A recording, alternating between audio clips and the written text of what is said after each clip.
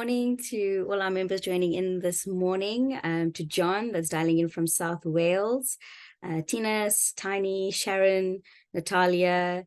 Good luck to everyone and good morning to everyone that's joining through. I see we've got also Michael from the Dolphin Coast, Tucker from Pretoria. So we've got some really nice representation all around. It is 9 o'clock. I see there's still a few people joining in. Just some house rules. If you haven't joined any of our webinars before, you can use the chat room to say hello to everybody that's in attendance. But please, if you have any questions for our panelists, please put those in the Q&A. You'll see on your menu screen at the bottom or your menu bar, there's a Q&A a button there. If you click that, you can put your questions. And if you would like to ask a question live, please raise your hand. And when we get to the Q&A session of this morning, we'll enable your talk functionality. Okay, in the meantime, I think, Ronelle, if you want to kick us off with the program for today and introduce our panelists while I just sort out our slides. Thank you, Vicky, and good morning, ladies and gentlemen, from a lovely spring day in Johannesburg, and welcome to the launch of our long-awaited paper titled Linking ESG to Remuneration. I see we have now over 100 participants, and that just tells us how important this topic at the moment is for everybody who shares the boardroom table.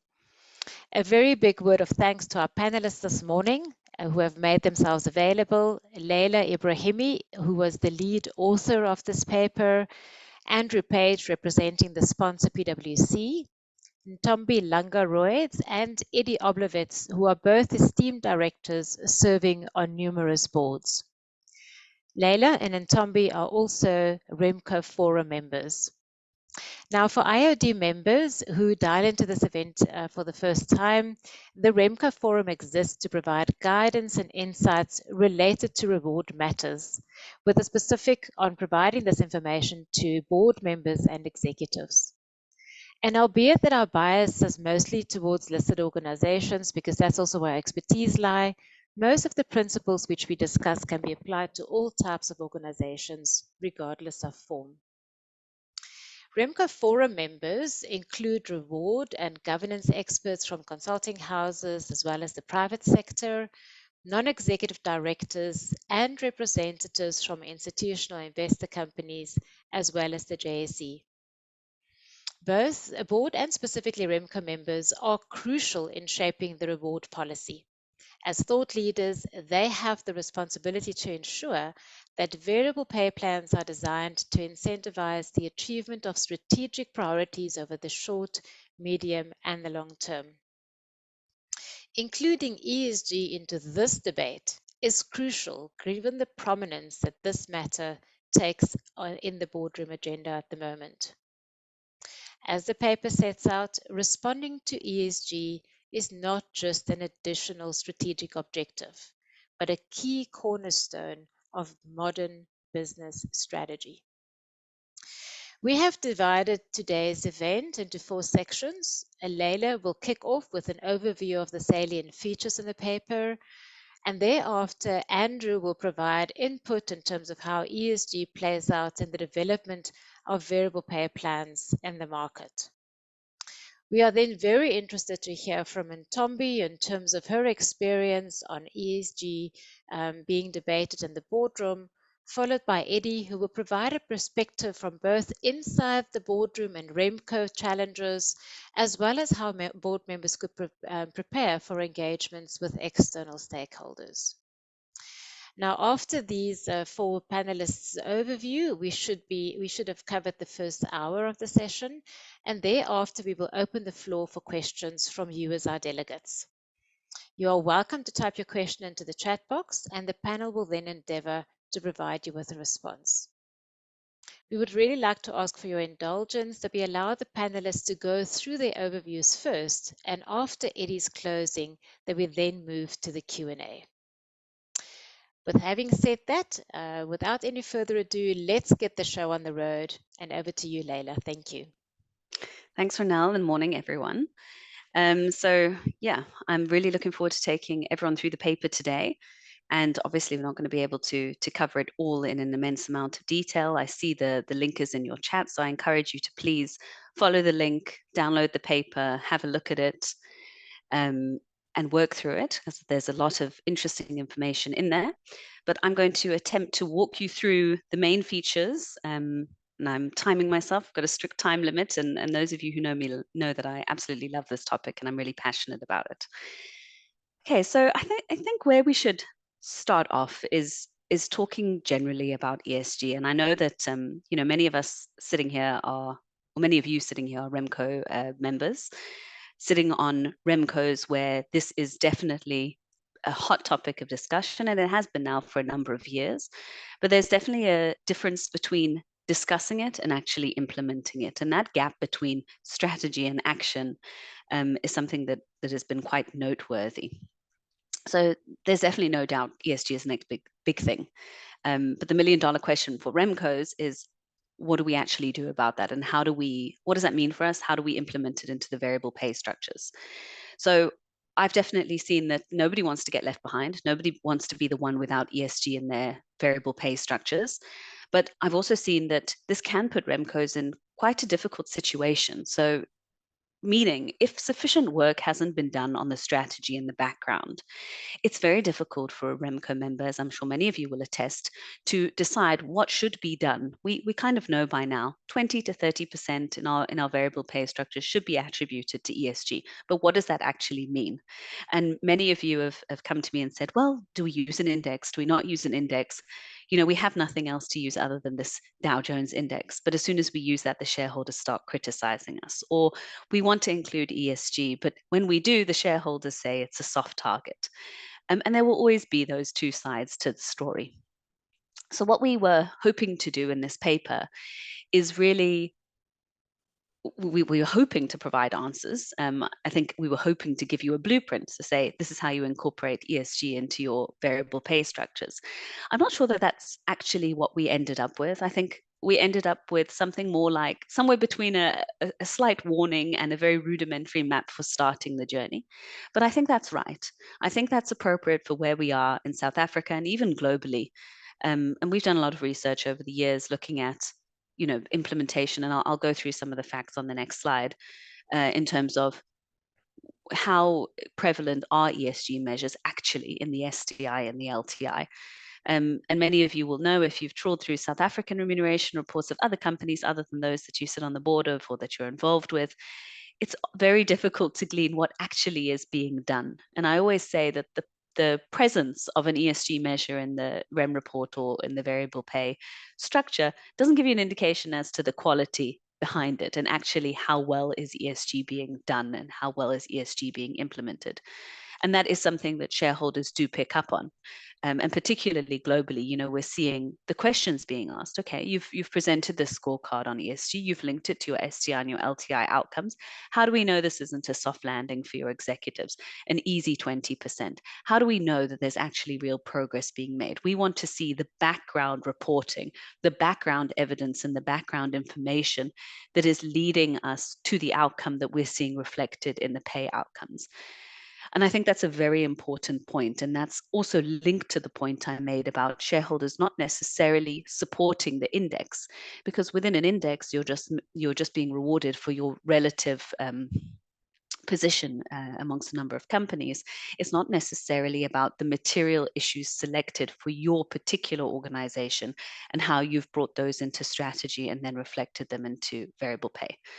So ultimately, as with any performance conditions selected for use in your short-term incentive or long-term incentive, in an ideal world, the REMCO is tasked with linking pay appropriately to your strategy, which should be robust, well thought out, and developed. Without that being in place, when you step in as a REMCO, you can find yourself in quite a difficult situation of wanting to do something, but not knowing quite what to do.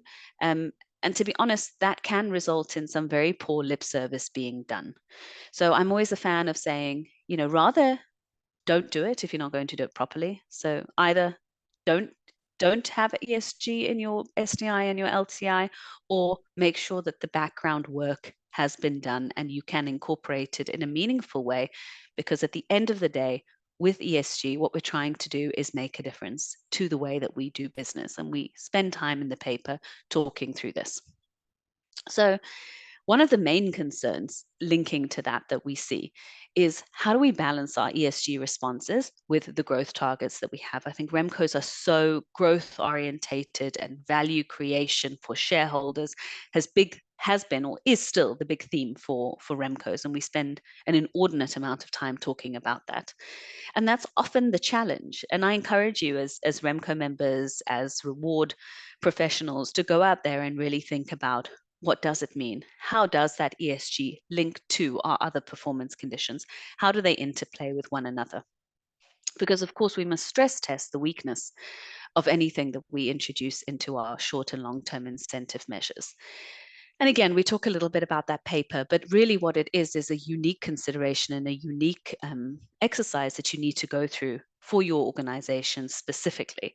So I cannot underemphasize the importance of determining what are the ESG issues that are material for your organization and incorporating ESG in a meaningful way. So hopefully by doing that, that enables you, and another thing I wanted to touch on and that links to strategy is it's often a gradual thing. So I've got a lot of clients that will want to introduce something, but it's a gradual thing. So we introduce ESG, we slowly ramp up the weighting over the years. We start off reflecting where we are in our ESG journey. And as that ESG journey matures and progresses, so we start to reflect that in our short and long-term measures. And the beauty of that is your short-term incentive is annual. You reset those targets every year. And of course, generally, you'll use the same performance conditions, but you can tweak them, and you can tweak that ESG target as you go. In terms of long-term incentives as well, each award comes with its new set of targets. So please don't think that you have to select it and forever remain married to it. But at the same time, a lot of these ESG measures are things that you need to move and track over the longer term. So it really depends. When we talk about ESG, the world is so wide. There are so many things, and I'll touch on that as well in a minute, hopefully, if I have time. There's so many things that fit into that bucket of what ESG is. And that's another question we get. Well, what does it mean? In a South African context, should we be focusing on environmental when social is such a problem? We often get the question of, well, what about governance? We've forgotten about governance. And how does that link into ESG? And the panelists will also talk about some of these things. I'm definitely not going to seek to touch on every single one of those. So in the paper, we tried to answer questions like the types of questions we're seeing in the market. So should boards be seeking to incorporate ESG into executive pay through long-term or short-term financial targets, or just targets? What benefits can be derived from linking ESG targets to rewards? So why would we do it? It's one thing your shareholders saying you should do it, but we know it's not a red flag. It's not necessarily going to get you a negative vote. So why do it? Is it because we believe it's the right thing to do? Is it because it aligns with our business strategy? Or is it just because we're expected to? How do organizations drive ESG performance through reward further down the business? So how does that cascade down? How does it link to every part of pay? How does it inform your remuneration strategy? How can ESG outcomes create an effective incentive when it can sometimes take too long to reflect in the share price and it lengthens the time horizon of reward outcomes? That's a difficult one. The link between ESG and share price and the focus on ESG and share price can be quite controversial. I don't have the answer, I just have the question at the moment. And then how can organizations mitigate the risk of ignoring some ESG issues? And how can ESG targets in rewards support to the risk and opportunity profile of the business? So those are the kinds of questions we were thinking about. Those are the kinds of questions that, the IoDSA REMCO Forum is debating, is discussing. And as I said, we didn't necessarily answer all of those questions because there isn't a neat answer that fits into a little box for all of those questions. What's important is the debating of those questions. It's important that these discussions are being had at board level. It's important that an answer is being presented, which is unique to your organization. And that ESG strategy, as I keep saying, and I know I'm like a broken record on this, it needs to be robust and well thought out before it can ever touch your variable incentives. Otherwise, you're going to get that criticism from shareholders, but more importantly, you're just not being effective in seeking to reward behavior because it's not clear what the behavior is that we're looking for. Okay, I think, Vicky, we can hop on to the next slide. The one thing I did want to mention that's I think quite unique to our South African, not necessarily unique to our South African market, but very close to home in our South African market, is the pay gap. And as we know, that this is a massive media, it's a meaty piece of media. What is the word I'm looking for? Meat. I mean, it's something that's being talked about all the time. It's something that comes up in board meetings all the time. We're going to see the Companies Act amendments coming through. There have been various iterations, various working groups talking about, well, what do we do in terms of the pay gap? Do we make it a mandatory disclosure of the pay gap? What is the methodology, et cetera, et cetera? Most companies are, most JSE listed companies at least, are doing some sort of fair pay analysis, whether it's the Gini coefficient, the Palmer ratio, the, kind of more micro analyses of fair pay within the organization. And that's something that comes up a lot in terms of ESG. We know that shareholders, for example, like the PIC, are quite happy for you to have transformation as your ESG target. And that has been something which is quite prevalent in the South African market as far as ESG goes, as well as, of course, safety in the mining industry. So let me pause there and just take a moment to go through the facts on the slides. And of course, these are reflected in the paper as well. So in terms of starting off in the global context, in terms of the FTSE 100, we're seeing about 45% of companies, well, that was in 2020, obviously has changed a little bit, having an ESG measure linked to reward, with 37% in STI and 19% in LTI. And that's something we also see reflected in the South African data. You'll see a few bullet points on. When we did the research back when I was still with PwC in 2021, we actually went and counted, how many JSE listed companies have an ESG measure in their LTI and STI, and definitely more prevalent in the STI. You'll see 95 of the companies that we counted had ESG measures of some sort in the short-term incentive, and only 68 in the long-term incentive. So maybe not as stark as we thought it was going to be, but definitely a marked difference. And I think that comes in because of the nature of the ESG measures that we were seeing. So, I often get asked, what are the kinds of measures we're seeing? And although I like to stress, it's not about a plug and play. It's not about what are other people putting in as their ESG measures and how can we use something similar. This is really not the time and place for market practice plug and play. But having said that, just to give you a kind of flavor of the kind of ESG measures that are out there on the JSE. And we looked at this per industry. So in terms of basic materials and mining and industrials, we're seeing things like the typical, I think in this industry, the benefit is it's quite clear what the impact is on the environment. And often that work has been done and it's quite mature. So your ESG strategy is much more progressed than some of the other industries that are still struggling to say, well, what does ESG mean for us? How do we even start with this analysis? So we see things like water consumption, tailings facilities, recycling, environmental incidents. Obviously, greenhouse gas is a big one there, reducing CO2 emissions. Also see the prevalence of the Dow Jones Sustainability Index that I referred to earlier. And that's in that particular industry.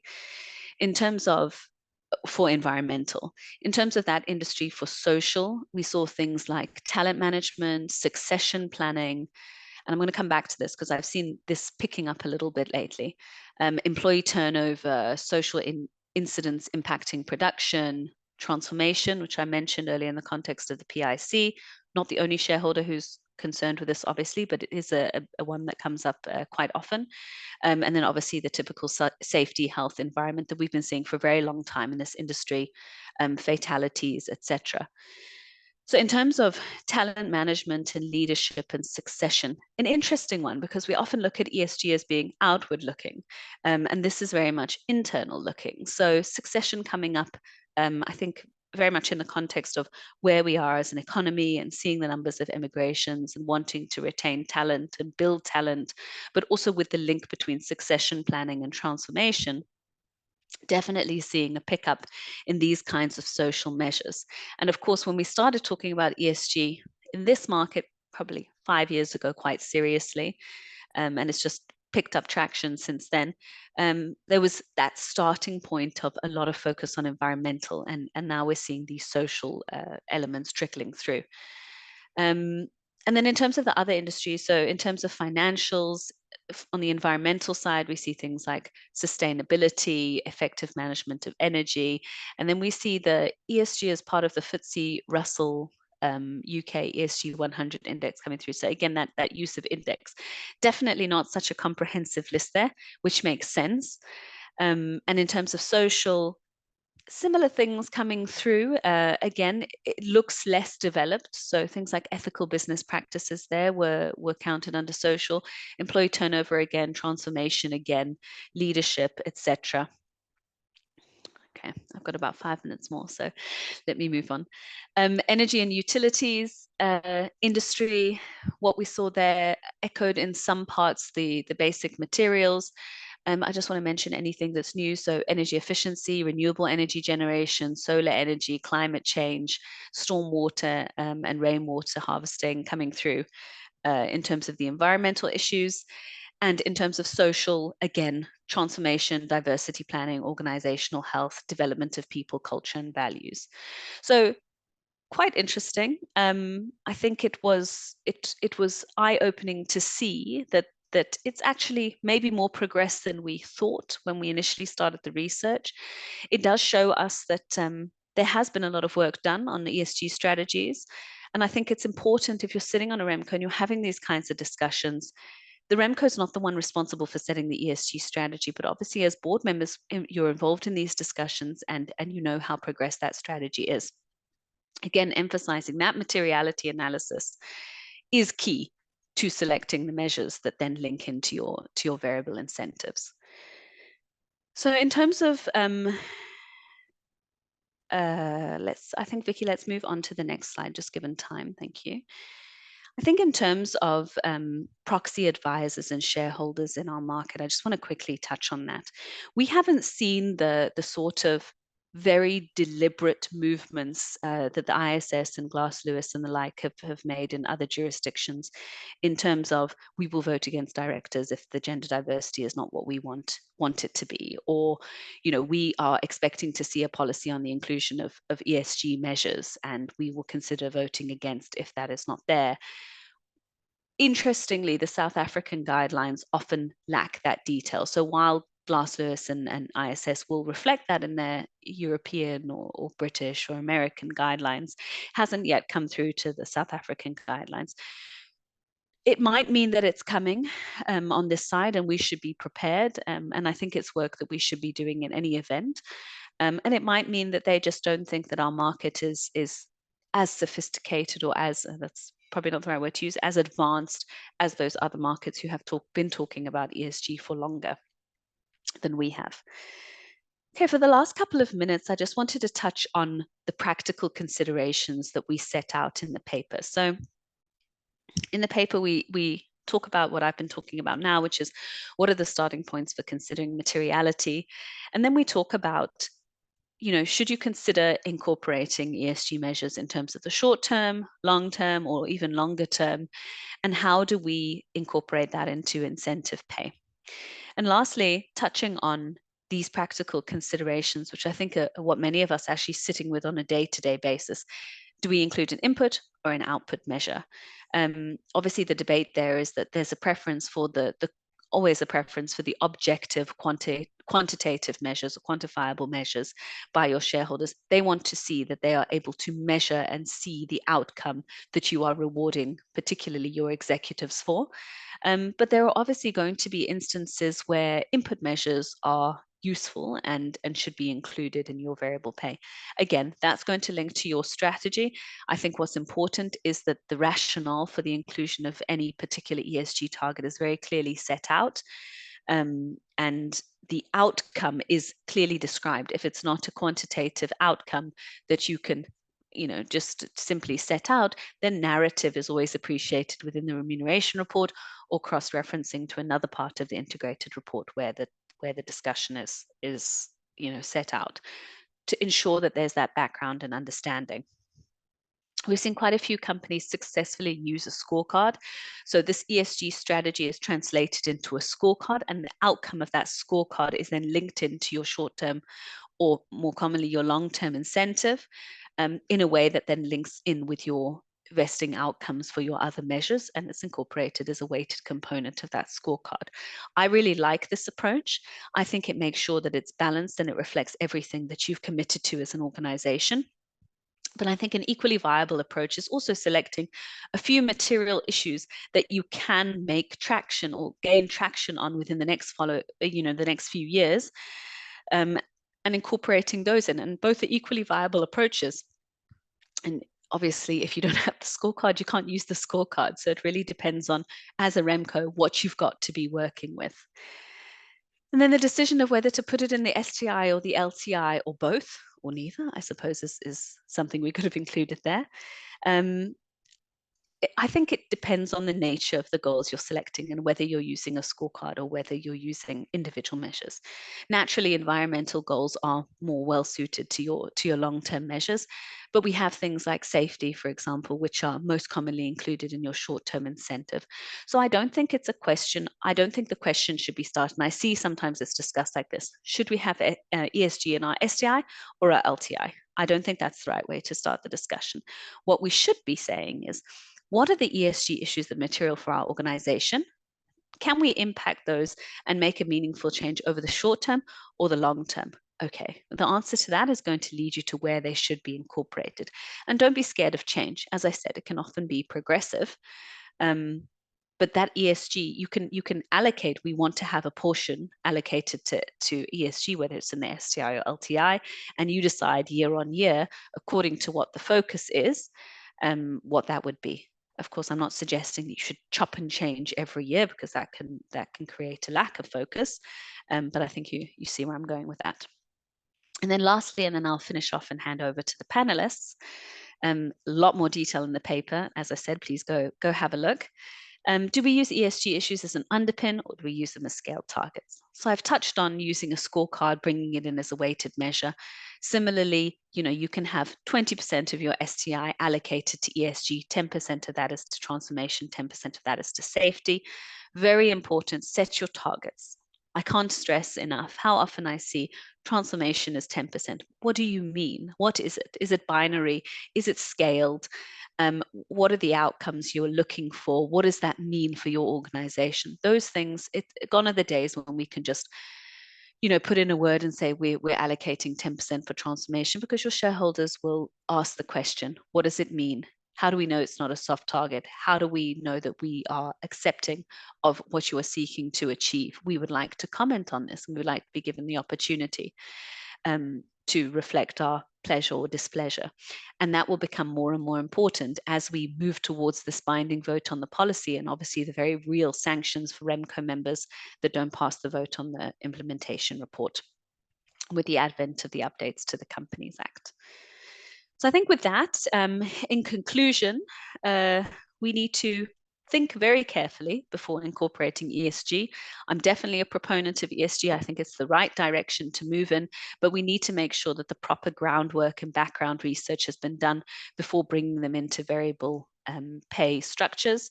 Thinking about what is the potential for unintended consequences, what are the trade-offs, if any, that come with bringing ESG into reward, how does it interact with all elements of pay, and very importantly, to any sort of change like this, what is the cultural shift that needs to happen, and how can we bring that about? Thanks, everyone. That's it from my side. Thank you very much, Leila, for that very interesting overview and a short, concise summary of the very detailed paper that have been provided to you. So as Leila said, please do go and read it, because there is a lot of information contained in the paper. But we are grateful, Leila. Thank you for the summary. And let's hand over to Andrew then for his perspective in terms of how we see ESG playing out in the marketplace. Thank you, Andrew. Thanks, Ronelle, and thanks, Leila, as well for that setup. So good morning, everyone. Andrew Page from PwC. I thought I'd share with you some more details on market practice and how we see ESG evolving in the time that I've got this morning. And really, I wanted to structure my comments in looking at the effectively the past, the present, and the future. So how we've got to where we've got to, the practice that we see today, and some thoughts about how that might evolve going forward. Let me start then with the, some brief comments on how we've got to where we've got to today. And as Layla mentioned, this has been a fairly rapid evolution, and I think that's true not only in the South African market, but really across all of global markets.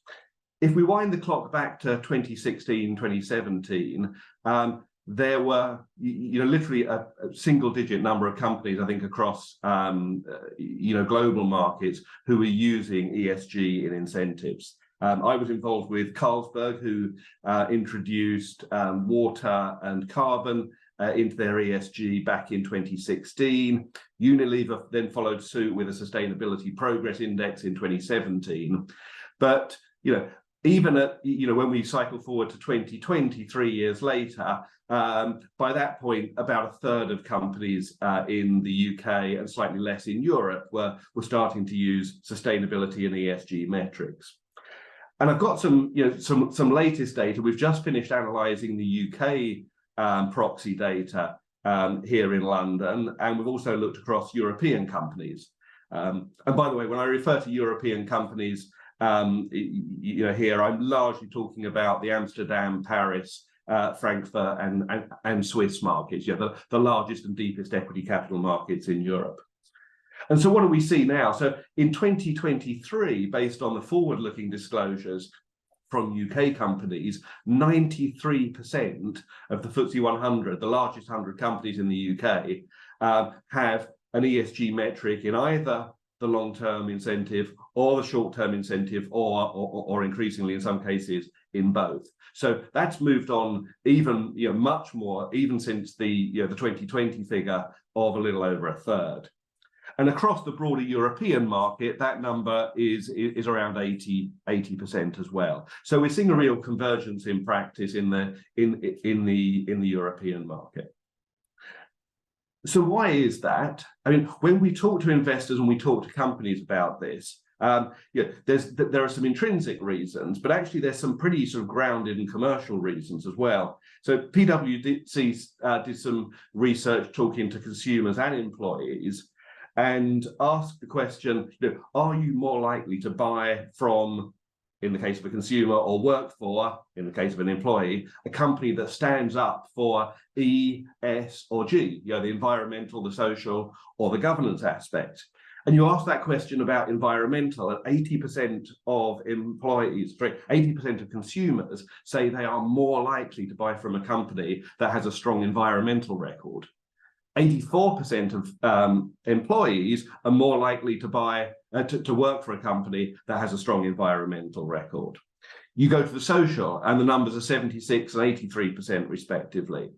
So strong, much stronger for employees maybe than it is for consumers, and even on the governance side, which is probably esoteric to many consumers and maybe some employees, it's still 80 and 86%. So this is playing into a realization both on the part of investors, but also on the part of wider society, no doubt.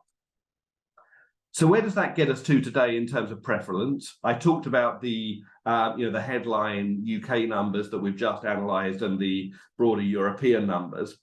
To unpick that a little bit more, that 93% of UK companies that now have an ESG metric, what we see is 63% of companies having a measure in their annual bonus, and 73% in the long-term incentive. So two things that you can pull out of that. Firstly, slightly more prevalence here in the UK for putting it into the long-term incentive rather than the short-term. And I'll talk a little bit more about why that might be. But you can tell from those two numbers, there's a very substantial overlap there of companies that have it, that have ESG in both the long term and the short term. If we then look across some of those other European countries, France, Germany, Switzerland, Netherlands that I mentioned, France and Germany are up at the 87%, so practically as high as the UK. Switzerland about the same, 83%. Netherlands drops off slightly, 67%. And practice varies across those European companies. In France, it's more common, also in Switzerland, to have a linkage in the annual bonus. In Germany and the Netherlands, it's more common in the long-term incentive. But broadly speaking, some differences, but a broad sort of consensus, and I think some convergence in the European market. And then I'd like to sort of take a bit of a sort of shift sideways and sort of 3,000 miles west of here, and then look at the US market. And the US market is markedly different to what we see in Europe. So in terms of prevalence, we see around half of companies using ESG in incentives in the US market. Almost all of those are using the annual bonus as the vehicle for ESG.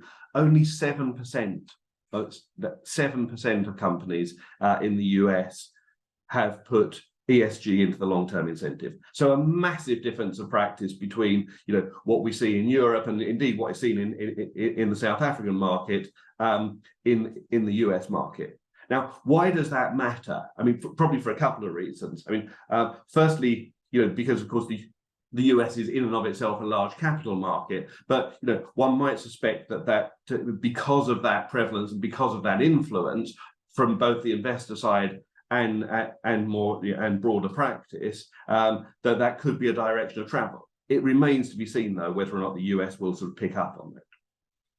Now, that's prevalent. If we look at the weighting, then again, across the European markets, as you've seen from Leila's report, by and large, we see a weighting of somewhere between sort of low teens and about 25% on ESG when ESG is used. And that is pretty common across the European market, and by Europe, I include the UK. Again, if we look across to the US market, that falls dramatically, where companies are using ESG, and to my previous comment, that is comparatively rare. It's only at 10% weighting. So not only is the US market using it less frequently, it's weighting it substantially less, probably half. What type of measures are we seeing companies use? And by that I mean, is it the E, is it the S, is it the G? I would say that probably the least common. I mean, no doubt, if you look at the market data, the least common is the G. I think there is a strong view amongst most investors that governance is simply something that one expects. It's part of the day job. Investors, by and large, in most mature markets, are not willing to pay for good governance. They expect it as part of the normal sort of business as usual of a well-functioning company. And I have to say, there is increasingly a noise amongst some investors in mature markets that they see sustainability in the same way, that they expect a well-run, well-functioning company to adopt good sustainability practices simply because it's the way that they expect good businesses to operate. But I think that's quite a nuanced view at the moment, and it's not the view of every investor. And because of that, sustainability is still sort of sustainability metrics are still widely adopted across many European companies, much less so, I should say, in the US market. And then the environmental, no doubt that the environmental has really sort of led the practice in the European market. And environmental generally means carbon for most European companies. If there's a pattern, and there certainly is a pattern emerging, I think now from as practice beds down, what we see is companies tending to use environmental metrics where they can set very long-term goals, often 15, 20, 25-year goals on carbon reduction, in some cases water reduction and other environmental metrics. Those long-term goals naturally lend themselves to being played into long-term incentives. And some of the more shorter-term metrics, often around sustainability, where maybe you really want to be measuring impact, on an annual basis, or even more frequently than that, those sustainability metrics are more likely to come in the shorter term. Now, I'm conscious I'm kind of running up towards my time, so I just wanted to make two more comments. The first is that as we see this this practice starting to evolve and develop, one of the things I think that's really becoming apparent is the quality of measurement across companies. And I'll touch on this briefly. There's a whole PwC report which delves into this in much more detail. But essentially, I think we're starting to move from the first few years of companies, evincing that either they have an ESG metric or they don't, to a much more qualitative description to investors and to the outside world of what that metric is, how it's measured, why it matters, how it links to the company's long-term goals. And with part of that, I think, really three things come. There's a question about the significance, a question about the transparency with which a company is reporting, and then a question really about the story and the linkage.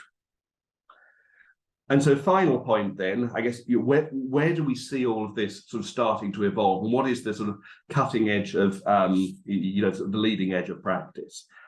Firstly, we are seeing convergence, certainly in the European market, although the US market, I think, is a much more difficult situation to call at the moment, but some convergence across European markets. Secondly, as this practice has grown, what we are hearing from investors is more of a question about assurance on this. So many companies are now paying 10, 20% of some of their incentives, be it short or long term, on environmental or social metrics. Investors are starting to ask a question about, how do we get comfort that that number is assured, that it's the right number, that it's not just down to a question of judgment? What's the basis behind it? And of course, that plays into a question of external assurance. Some companies will be using rating agencies and indices, others will be using their own and seeking some kind of third-party assurance. Again, an evolving picture there. I talked about the question about, is it E, is it S, is it G? Many investors being unwilling to pay for G, at least in mature markets, some on the fence about S. I think where investors are at the moment is that they are willing to pay for environmental and sustainability metrics, not because they intrinsically think that it's the right thing to be doing and that they think it's the right use of incentives, but actually because they really want to see great companies make greater progress on these. And the realpolitik for them is that they are therefore willing to pay around that. And then that leads us to the final point, and which is touching on the point that Layla made right at the end of her talk, which is about, is it an underpin or is it a fundamental measure? And I think what we're starting to see, and if I play this forward, sort of 2, 3, 4 years, certainly in some of the more mature markets, what I can see happening is companies starting to take the view that not only governance, but also some aspects of sustainability and environmental performance should just become part of the way that good companies conduct business responsibly. And so I think that what you'll see is investors increasingly starting to advance the view that rather than being willing to put more money on the table as a carve-out of the incentives, that they're more keen to see some of these metrics as an underpin that take away in the case of poor performance than as a positive pay for progress. Now, I don't think that we're there yet for most companies, and certainly not in most markets. But I think if we were to project forward sort of, as I say, 3, 4, maybe 5 years, that's where it'll go. If there's one company example I'd point you to here in the UK, it's Haleon. So Haleon, as some of you will know, is the spin out from GlaxoSmithKline last year, the consumer healthcare business. And we've worked with them on how they structure their ESG. What they are doing is all of their ESG is structured as underpins, and it actually has potential, if they fail, to reduce their long-term incentivization outcome by up to 75%. If they fail one metric out of the 3, they drop by up to 25. A second could be another 25, and a third 25. So it's a very direct and very potentially quite penal structure if they don't make the right progress on their ESG metrics, but they're not actually paying, they're not putting more money on the table. And the fundamental incentives are linked back to business results.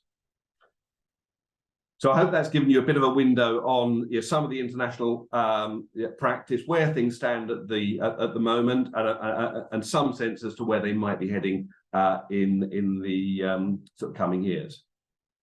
Ronelle, back to you. Thank you very much, Andrew. That was just such an informative market overview. We really appreciate you sharing that with the delegates this morning. I see we're now on 180 participants, so that's absolutely fantastic that we have such amazing interest in this topic. So let's hand over to Ntombi for a perspective on the boardroom debate, please. Ntombi, over to you. Thank you, Ronelle and colleagues. Busy furiously writing notes as well from Andrew's presentation. It's interesting to hear all those the views, but I'd like just to, for a moment, let's take a breath and think where we are at as South Africa and some of the issues that we need to take into account. Right?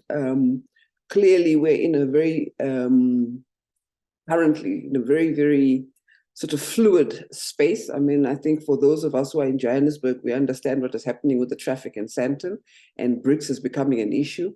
And I seem to think in my mind and in my understanding, and by the way, I am speaking just on my own behalf and not on behalf of anybody else. I seem to think perceive a shift, right, in the lay of the land, right, which is important because this is what ESG is doing, right? So for me, it's an exciting time. And when I link it back to REMCOs, there is a need to shift the focus of the REMCOs, to shift the way that REMCOs do things. And I think ESG is a nice tool to get there. But it's not the only tool. It's not the ultimate tool. It is part of the process. So I think that as a background, it becomes very important that as a board member, right, on a board, whatever role you play, whether you're a part of the REMCO or not, it's important that you understand the issues around ESG and the implications thereof in terms of how it affects people's behavior and remuneration, and remuneration links to that as well. So as a start, as the paper says, it's important that one understands the value, the culture, the business strategy of the organization before one attempts. And I want to emphasize attempts, because there's going to be many attempts that organizations will go through. Because a business strategy, even if you link the ESG and the REMCO to that, is a moving target. It's not static, right? And my own experience has been that it's gotten sort of, the duration is shortened, so to speak. So you have to change or review a lot more often than we used to in the very long past, which I used to be a part of. And ESG is helping us to do that better. So it's important that we don't hastily add, ESG. We must do it in a context of a certain significant level of understanding of what our strategy is, who our people are, how do we remunerate, why do we remunerate the way we remunerate, and what were we hoping to achieve, what were the outcomes of what we wanted to achieve through that. So I'm not going to repeat what's said in the paper, but want to emphasize the fact that premature adoption or adaptation change to the requirements that are being shared around ESG may be a problem, right? Because that is fluid, but also because we might hook onto the wrong things in the process. And it's important in that process, as we understand what it is in ESG we want to hook onto and how it links onto our business strategy, exactly how it influences or affects the strategy that we've agreed, right?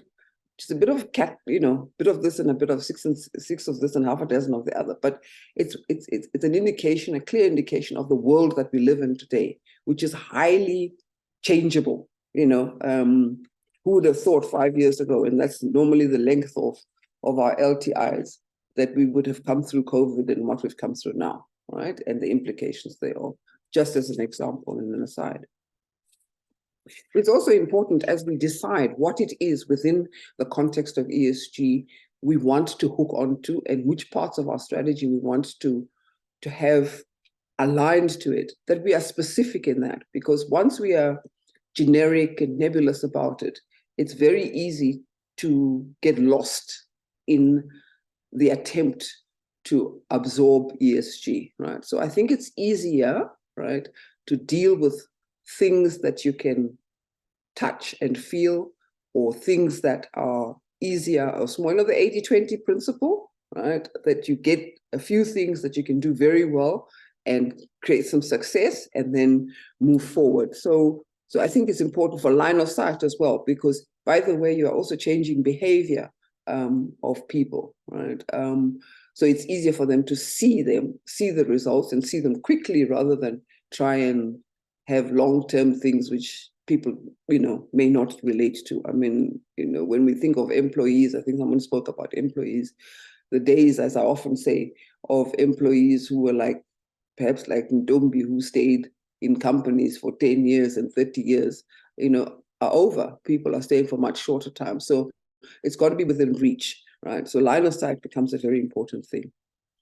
I wanted to say also that, the tendency to lean, and I think Andrew spoke about it in the European context as well, to lean to the environmental factors or measures is very high because of that. Because of what I've just spoken about. It's easy to identify, or easier to identify measures there, count the carbon emissions, that sort of thing. It's easy to measure that sort of stuff, noise pollution. It's easy. But when you start to talk about the S side, the social side, where long-term, issues are dealt with, right, or touched upon, it becomes more difficult, right?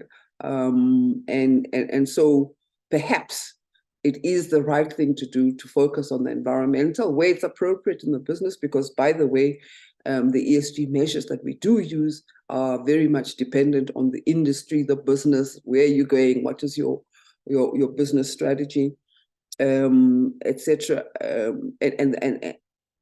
And so it may be easier to do that. But I'm just trying to say, as board members, we should not overlook the impact of the social side. And I mean, for us in South Africa, in that context, what has happened in the very recent past is a very real reality. And a great reminder to us that those social impacts really make a difference in terms of what the economy, how the economy runs and what happens with businesses. I think I've said it before, that ESG strategies must be put together, but they must be put together in accordance to our particular business and the particular strategy that you want to follow, right? So it's not the sort of thing that you can get cut and paste somewhere. You have to look at your own business and have to look at, say, where are we going as a business and how do these things affect us, So I think it requires a whole sort of, in a sense, a different kind of perspective around the players on the board, right? And I want to say, I don't want to hurt anybody's feelings, but we need to have more than accountants and engineers on boards, so that we have a diverse way of thinking and a diverse way of dealing with these things. Otherwise, we find ourselves going into the same old way, or perhaps differently, but still using the same sort of methodologies to resolve the questions that are facing us. So as a board, I always want to encourage board members to find board members who come from a different perspective, so that we filter the information that is coming through and our outcomes are far much more enriched by the differences in thought processes. I think the uncertainty around what is great is what is real, what is going to happen, what is, going to be the outcome, is going to go on for a bit longer. And I know that with people who are in results-driven environments, we want quick answers and, clarity. I don't believe it's going to happen as quickly, right? As I said earlier on, we're going to have to change the way that we do things. And one of the other things that we're going to have to change in the boardroom environment is our links to the other committees, right? So my experience has been that in a number of boards, you have all these committees, the audit committee, the risk committee, the investments committee, the social and ethics committee, the REMCO. We meet as a board and talk about it, but none of the stuff that goes on, the meat in each of those committees actually gets shared, right, to the extent that it should with other board members. So everybody comes in with their little bit of expertise, and we together then make the board, but very little is shared in terms of where all of that comes from. And I think we need to find a way as boards to do that better. And I'm not saying it doesn't happen all the time, but there's definitely a leaning towards specializing in your particular sphere and not going anywhere else. I think that if we do that better, we will get better governance as well, right? Because, in as much as, generally speaking, the SET members and the REMCO members don't really participate in the audit and risk environment or investment side. If that starts to happen, then materiality becomes a reality, and it becomes really, the outcome is much richer for the consideration of materiality and risk in terms of measures, in terms of how we articulate the requirements of the strategy and the measures that we then want to remunerate for. I think that also, generally speaking, the environmental, social, and governance objectives and measures that we would want to be using tend to be longer term. So it is my personal inclination that there'd be a lot more meat in the longer term space, right? So it's still open out for debate, but I think that it's important to consider that as a possibility, right? So the efforts around quick profits and quick turnarounds may be altered, if I can put it that way. I think an important consideration that boards need to take into account as well is independent assurance. How do we know that we are actually getting it right? Right? And I don't have any ideas at the moment as to how that can be done optimally. However, I do think that it's something that is important to consider. The biggest thing, though, right, in this whole debate is the requirement for quite a substantial amount of unlearning what we've learned, right?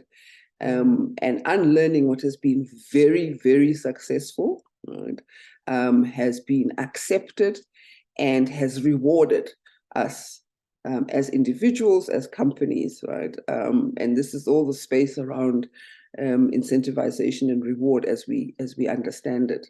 I remember a stage when we had 10% of the scorecard, which was non-financial. Today, we're talking about bigger percentages, and I think Andrew shared some of that, as well as Leila. So it's a growing thing, right? I've always been one who said, yes, the financials are important, but they're not the most important. And it's gratifying for people like me to see that change. And in a sense, I'm grateful that ESG conversation has started to happen and is taking on the traction that it has.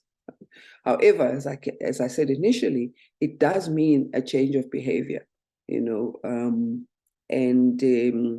perhaps reward handsomely for things which are not necessarily as tangible as they used to be.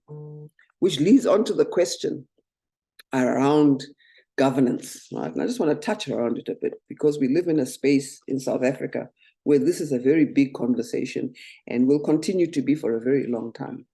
So I think in a certain sense, we as South African businesses, board members, people, right, we're so wrapped up in trying to get it right and so very almost tarnished, which we should be, by the past that we've had. But that doesn't mean we mustn't act and we mustn't behave differently and we mustn't strive to make things right and mature in the process. So yeah, this is an important conversation because sometimes the conversation around governance and lack of thereof then immobilizes boards from doing things because then we're wrapped up in the policy and the guidelines and all that. You know, we need to start to do things so that we can then become better governance individuals and environments that we then start to, I think the best way I can describe it actually is to think of it as almost like a choir. We're singing a hymn together or a song together. There are different voices in that choir, and each of these voices makes the beautiful melody that we call existence in South Africa. And so I want to just sort of leave it there and sort of say that it is a very big conversation which we need to work at daily. We need to find ways to hang on to something, and that something I would call a framework. And that framework can only be delivered once we understand exactly what the business is about, and how and which of the ESG measures, conversations, ethos, criteria linked to our business strategy, because we understand where we're going and why we're doing it. And then we also then need to say to the people that we work with, this is what we will reward you for, not only for making high profits or keeping us on the JSE. There are other spaces that we can operate in and be successful and continue to make South Africa a proud nation, to make it sustainable. And make it good for everybody, not just some of the people. So I'm going to leave it there, Ronelle. I know I've talked very esoterically, but you know me. And I think it would be more beneficial to have people engage and have questions around it. And to see, I've tried to speak as broadly as possible around boards in general, and not specifics, because it does become quite difficult to focus on specifics only. No, that's very useful, and thank you, Ntombi, for those words on wisdom and the insight shared. Your passion for the topic is just so tangible. So thank you. We are now going to hand over to our final panelists, Eddie Oblowitz. And in the meantime, to our delegates, welcome to everybody who has joined in the meantime. And as you start thinking about this really important matter, please do type in your questions on the Q&A. After Eddie's overview, we will then start to get to the questions that are listed in the Q&A. Over to you, Eddie. Thank you. Thanks, Ronelle. Good morning to everybody, to the delegates and to fellow panelists. Great to be here with you. So I've been tasked as Tailing Charlie to cover off and share with you some of the challenges that are facing boards and REMCOs, as well as some of the practical learnings in relation to shareholder engagement, ESG and remuneration. And in setting the scene, I'd like to share with you two philosophical quotes that are germane to this topic. The first quote is from a British organizational theorist, Edward Obeng, who says, quote, "If you haven't understood the world you're living in, it's impossible to think the solution you're coming up with fits." The second quote is from Ben Smith, who's a director at Greenwave, a bit macabre, but he says, quote, "There will be no jobs on a dead planet, and there will be no remuneration either." So with that in mind, and I know a lot of these points have been touched upon by the previous speakers, but it's worth re-emphasizing the following key maxims in relation to South African nuances and ESG and remuneration generally. South Africa, as Ntombi has just said, has a unique business landscape that's been influenced by its history and regulatory environment, which impacts upon remuneration practices and specifically ESG-related impacts. Everything about remuneration, and this is how Layla started off in terms of strategy, must be aligned to strategy and the operation of the company. Strategy and operations inform REM. Pay should always support a company's ambitions and goals, never the other way around. And again, Layla related to this, that everyone's talking about ESG in every boardroom. It's the buzzword. But the fundamental question to ask every executive or at an NED level, are you putting your money where your mouth is? Another fundamental question to ask is, how are companies approaching ESG issues? Do companies think of ESG only in terms of the costs associated with it, or the risks of not implementing ESG, and or the opportunities to be garnered from implementation? So we now focus on some of the challenges that I reckon face boards and REMCOs. The first challenge relates to a board and executives demonstrating what I would call a lackluster, fuzzy commitment to ESG strategy, or having an ESG strategy, no matter how well devised, that it sits in a vacuum, as opposed to being actually embedded in the operations. And this, of course, if it's not embedded, this, of course, cascades negatively into remuneration territory. This panoply could be caused by various factors, which include, inter alia, a lack of clarity around what ESG really means for the company, possible competing or perceived conflicting business or strategic interests, ESG just simply not being a priority concern. We'll do it only when we have to do it. I call it the naive, fat, dumb, and happy approach. And all the cost to pursue and implement the ESG imperatives are not considered worthwhile. The second challenge is not having an ESG champion with sufficient corporate clout driving and monitoring ESG. Don't forget, we as REMCOs are importers or deployers of information. We are not there to devise the ESG strategy. And if it's not going to have somebody who's a product champion, it ain't going to work. Challenge number 3, in reacting to ESG issues, boards view this as a cost, not an investment. And when we talk about investment implies future. You don't get something, an ROI on investment immediately, invariably.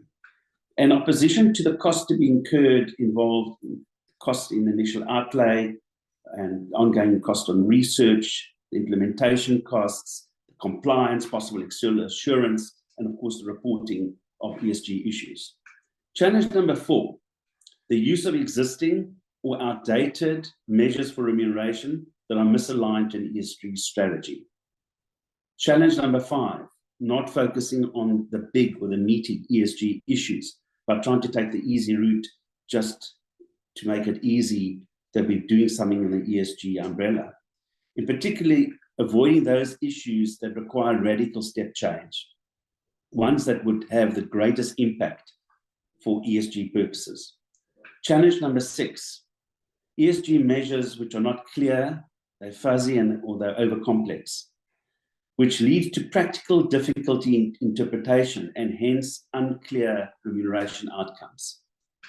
Challenge number 7, the inappropriate calibration of targets or creating soft targets, resulting in ESG impacts paying out unusually high remuneration.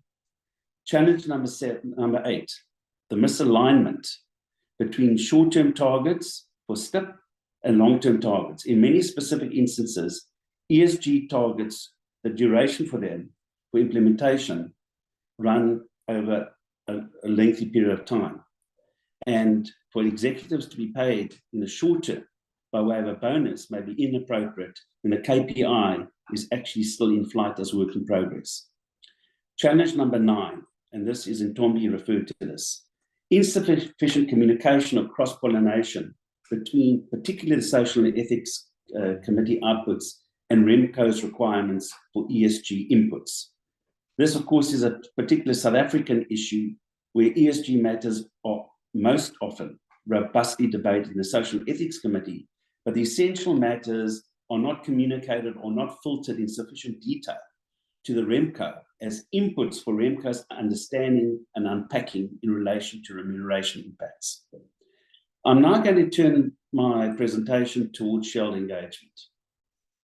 To me, this is a really extremely important topic, an essential requirement for every REMCO, and specifically the remit of the REMCO chairman or chairperson. The need for engagement is pervasive to all REM issues, not only relating to ESG matters. It is common cause that shareholders are becoming more active and vocal, we've seen it in South Africa, in assessing executive remuneration. This trend for some time now is to scrutinize the structure, the metrics, the rationale behind remuneration decisions to ensure that they are aligned with company performance and stakeholder interests. And this heightened interest now includes ESG, the factors that need to be integrated into executive remuneration to ensure that REM aligns with the company's sustainability and responsibility goals.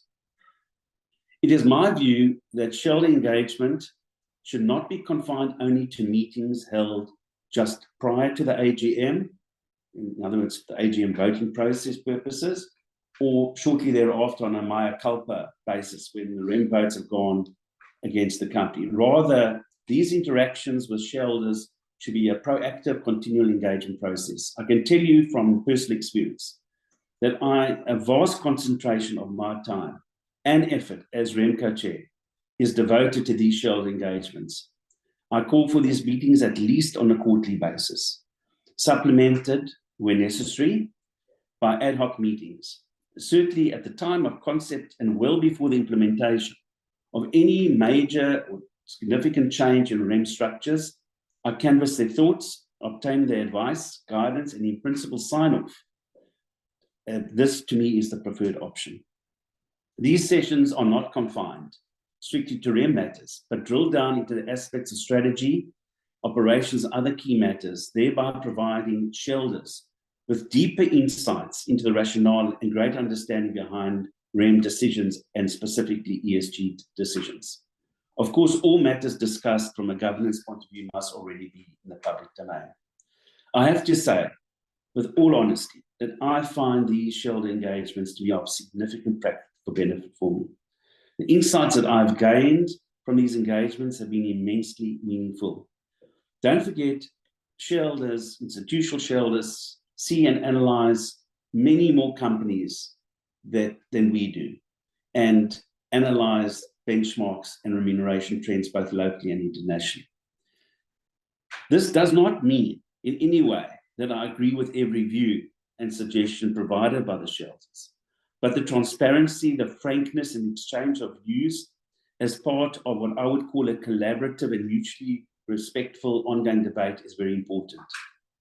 Sometimes, of course, different shareholders have opposing and even contradictory views, even on ESG matters impacting REM. I was recently in a round of shareholder engagements where the one particular institutional shareholder recommended as part of the company's non-financial performance metrics as an ESG goal by applying Sustainalytics ESG risk rating over a three-year period. While another institutional shareholder recommended not using Sustainalytics, but rather applying the specific company ESG-related long-term KPIs. So in bringing my formal presentation to a close, I leave you with these thoughts. Boards and executives need to walk the talk, and put their money where their mouths are by transforming their lofty ambitions, their rhetoric, and their targets, however noble, into meaningfully implementable actions. It is anticipated that going forward, there will be much greater focus and spotlight on actual progress rather than intentions and the consequential alignment of business performance with stated claims being supported by increasing regulatory changes for ESG outcomes, which will be subject undoubtedly to external assurance. Those companies, ladies and gentlemen, that do not undertake addressing ESG matters with appropriate linkage to remuneration, such thoughtlessness will plague those companies with ancillary negative impacts on the company's reputation and its value. So this ongoing complexity and its accompanying multiplicity of shareholder involvements associated with this imperfect science that we're confronted with of attaining fair remuneration determination continues, and will, whether we like it or not, evermore need to include the imperative of appropriate ESG linkage.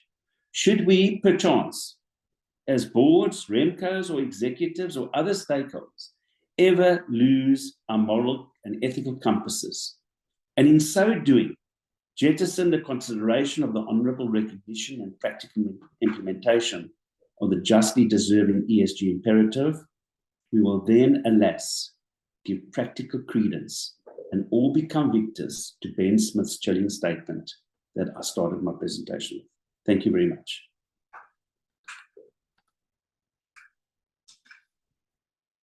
Thank you very much, Eddie, for sharing your wealth of experience with our delegates this morning, and also for highlighting those very important challenges that boards face in their day-to-day work. Ladies and gentlemen, I'm going to ask the panel to now switch on their cameras, and we're going to move on to the questions. Thank you to those of you who have listed your questions in the Q&A. I'm going to start. What have I done here with my view? Here we go.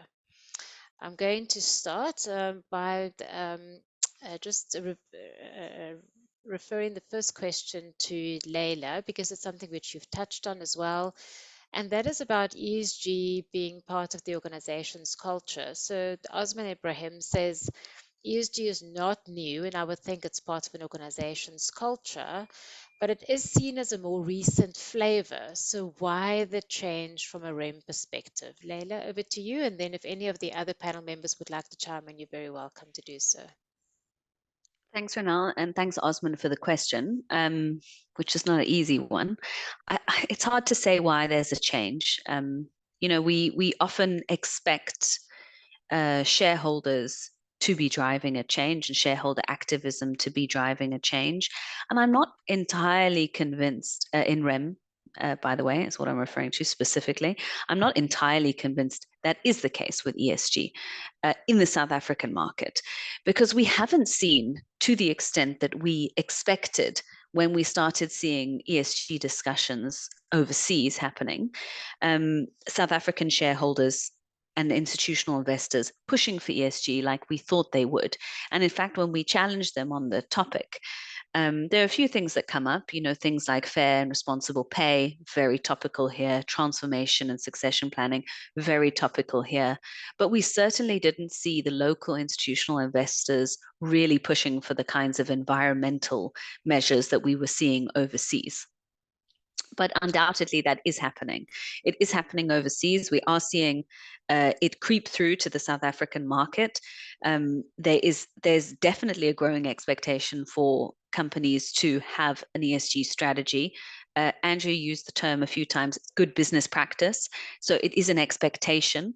And my comments are really limited to, there's one thing it being good business practice. I think there's no doubt about that. There's no doubt about the way the world is going in terms of ESG and stakeholder inclusivity, and not looking at value creation in terms of a narrow shareholder value creation lens. No doubt about that. As to the change in REM practice, which was your question, that I'm less sure about. I'm less sure and less convinced that there is actually a really compelling, and I know this has come through, and I think some of it, you know, we've touched on in a number of ways.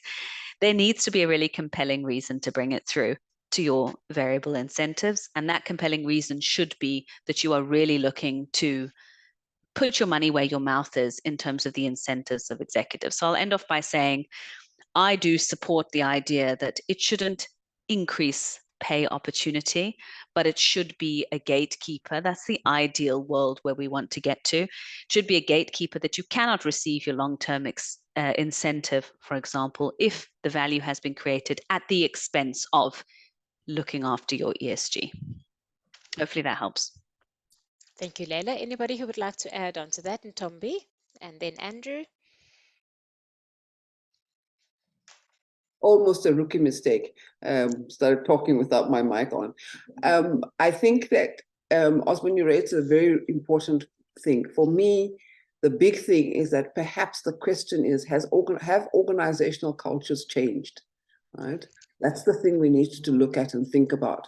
Because if those cultures have changed and moved away from including the environment and our sustainability and our world of living, you know, in a right, just, fair manner, then the need to include ESG to make the shift back becomes more apparent, right? So maybe the question, rather than thinking of ESG as new and bringing in things, is rather to use it as a vehicle to swing the pendulum better balance in terms of organizational culture. Absolutely. So, Andrew? Yeah, and I guess I just sort of pick up on that, and also a point that Eddie made in his remarks. Culture, I guess, absolutely, ESG is part of a company's culture, but of course, culture, must be curated and shaped over time.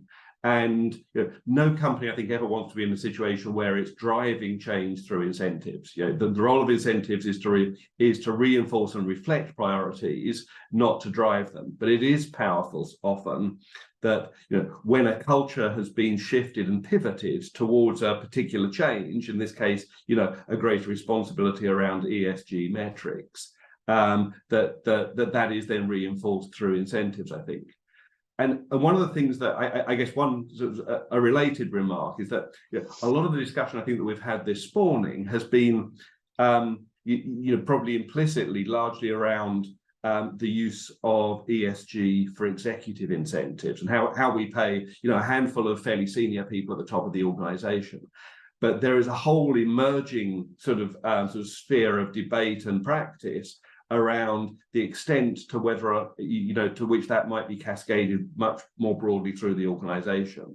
And whether or not, if you really want to create change through an organization, it doesn't rest in the hands of half a dozen people, it rests with tens of thousands across the organization. And to create that, you need to drive cultural change, you need to drive large scale change. Do incentives have a role in that, and and in particular, does ESG and incentives play into that? So very broad sort of question and topic, and I just sort of put it out there. But I think that's where the debate is starting to go. Absolutely. And I think I would like to also just hazard a thought that it's going to be very, very difficult to drive specific behaviors and the achievement of certain objectives if it does not form part of your fundamental culture, because it's almost then juxtaposed. So thank you very much for those responses. Let's move on. Natalia, you've been very patient. How are company boards in the energy sector navigating ESG trade-offs? And I'm going to ask Eddie to start with a response, and then we can ask the panel to then just to add on to Sorry, that. just repeat the question, Renelle. How are company boards and the energy sector navigating ESG trade-offs? I'm not involved in the ESG sector, so I wouldn't be able to give specific answers. And given that this is a technical panel, I would suggest that somebody else who is involved in the energy sector gives a perspective. Do you want to start, Andrew, Leila, and then I'm also happy to add on. Yeah, so I'm happy to sort of kick off on that. I mean, I advise a couple of the sort of larger European energy and oil producers. A lot of those businesses have had carbon reduction targets for some years, and those targets are incredibly long term. They run out to sort of 2035, 2040, and in some cases a little bit longer. Where we've been, I think, over the last sort of 3 or 4 years has been, in putting those into executive incentives, has been trying to get to a meaningful way of chunking those targets up into 3-year cycles. We generally pay executives on a 3-year LTIP.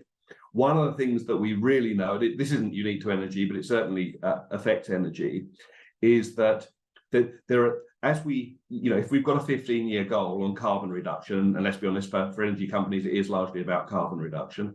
There are 2 effects. One is the low-hanging fruit. So, some things are easy at the start, but then become more difficult as we progress. But then actually there's also the opposite effect, which kind of pushes the curve in the other direction, which is the need to invest in technology. And certainly one of the companies that I'm quite heavily involved in, we're investing an awful lot of money at the moment in new technologies that'll essentially produce benefits in terms of carbon reductions in the late 2020s, probably the early 2030s. But probably relatively little in the next 3 years. So how do we kind of capture that part as well? So I think for a lot of those, there's a big timing issue.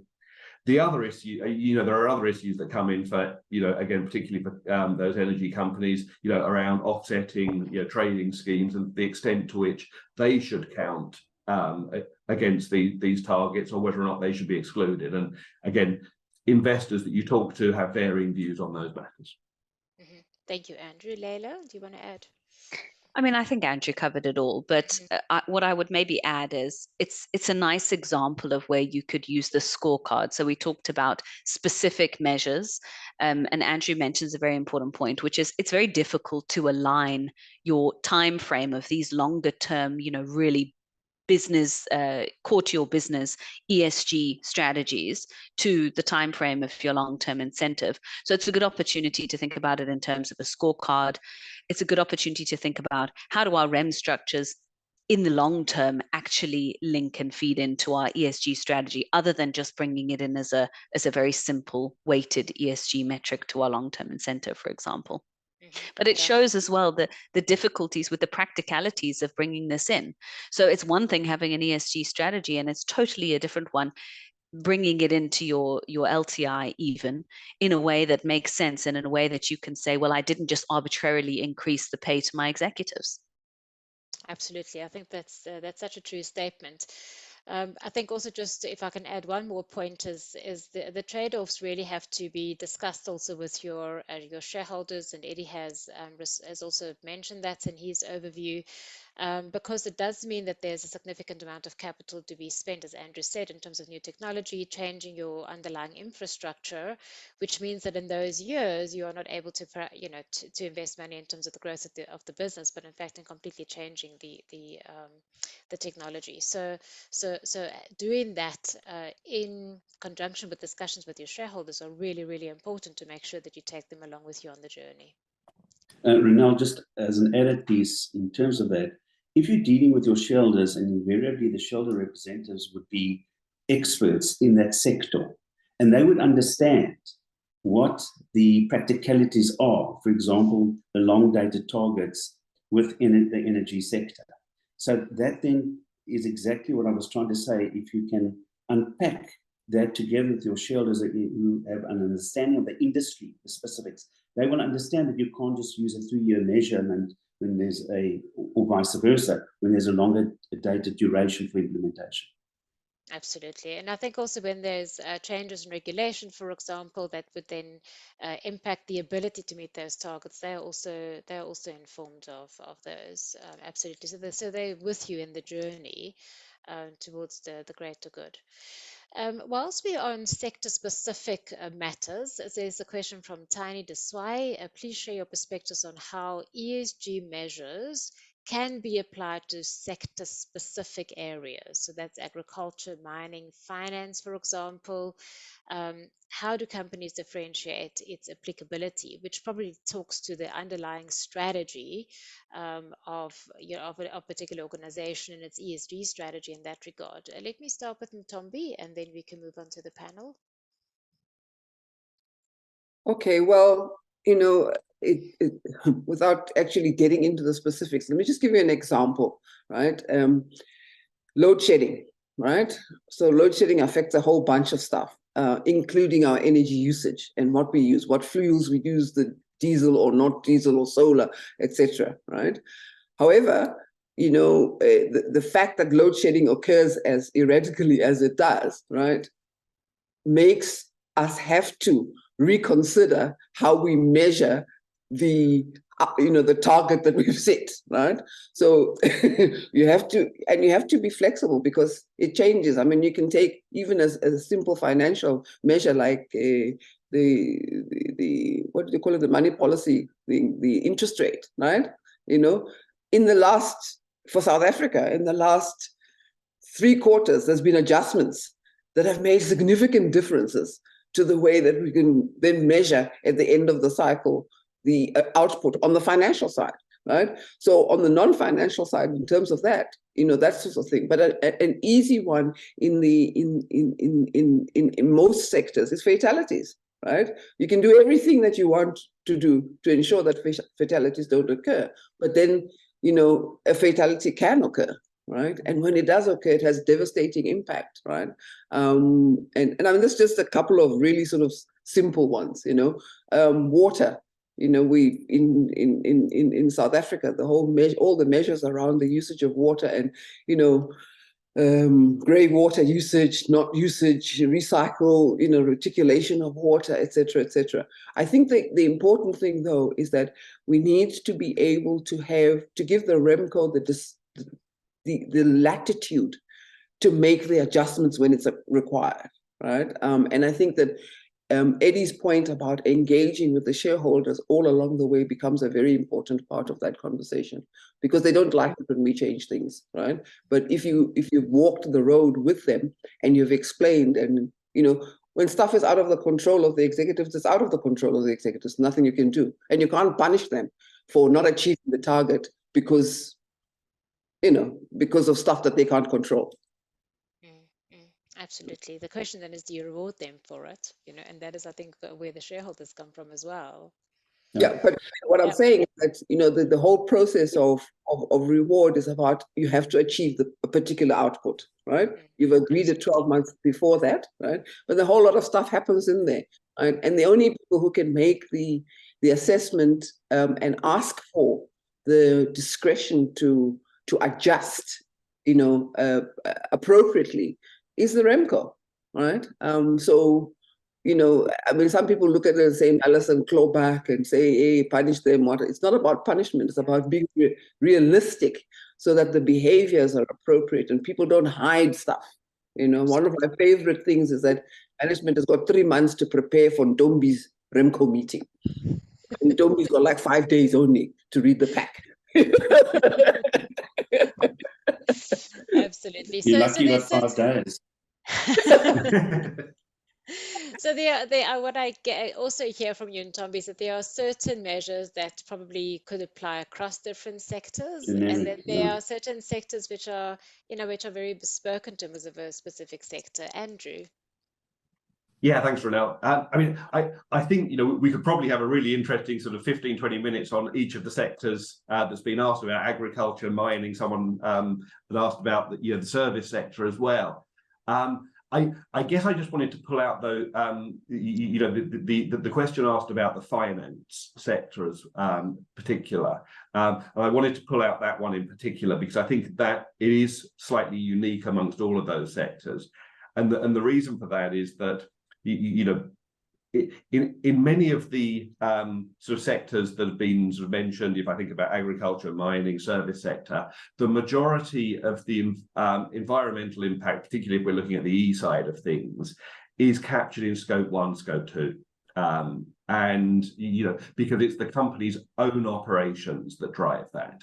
Finance is fundamentally different. You know, if you're thinking about carbon emissions and you're a bank or an investing institution, you know, your carbon emissions are, you know, largely immaterial. You know, it's, you know, a few laptops and some air travel.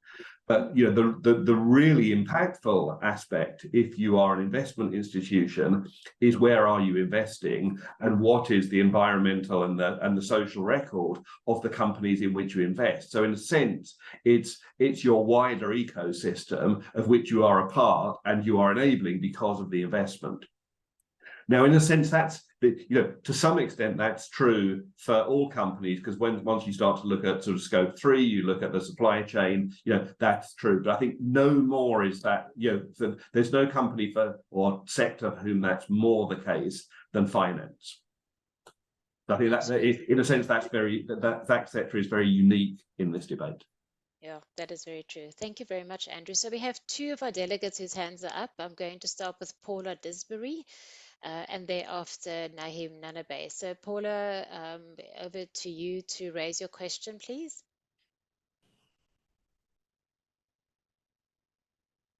Paula, if you can unmute your mic, you should see a little pop-up that comes up.